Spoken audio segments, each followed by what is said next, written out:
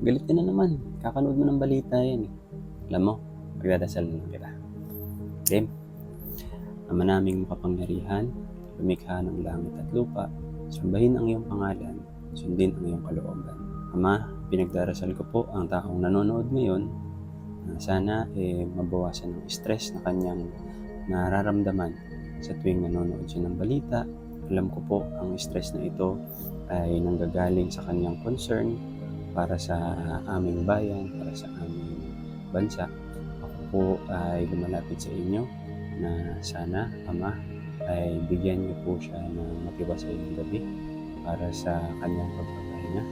At bigyan niyo rin po siya ng wisdom upang maisip kung ano ang dapat tanggapin at pangunawa upang maintindihan mabuti kung ano talaga ang nangyayari.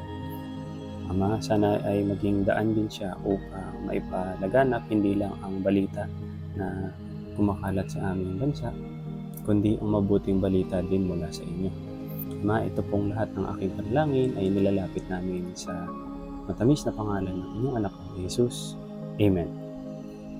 Alright.